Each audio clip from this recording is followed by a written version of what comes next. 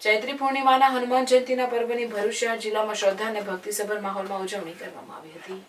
પાવન સલીલામાં નર્મદા નદી કિનારે આવેલ પૌરાણિક રોકડિયા હનુમાન મંદિર ખાતે હનુમાન પ્રાગટ્ય મહોત્સવના પાવન પર્વ નિમિત્તે મહાઆરતી, દર્શન, પૂજન અર્ચન અને અન્નકૂટ, મહાપ્રસાદી સહિતના વિવિધ ધાર્મિક કાર્યક્રમોનું આયોજન કરવામાં આવ્યું.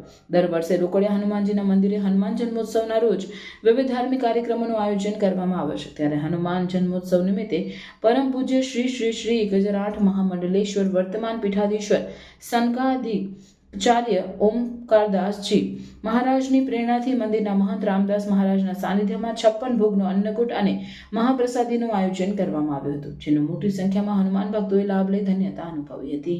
हनुमान जी महाराज अति प्राचीन श्री रोकड़िया हनुमान कसक पुलिस चौकी के बाजू में नर्मदा जी के किनारे प्रत्येक वर्ष की भांति श्री हनुमान जी के जन्म महोत्सव पर कार्यक्रम रखा जाता है. इस बार 2025 में श्री हनुमान जी का जन्म महोत्सव मनाया जा रहा है. इसमें श्री हनुमान जी के जन्म के अवसर पर 56 प्रकार की मिठाइयों का भोग रखा गया है.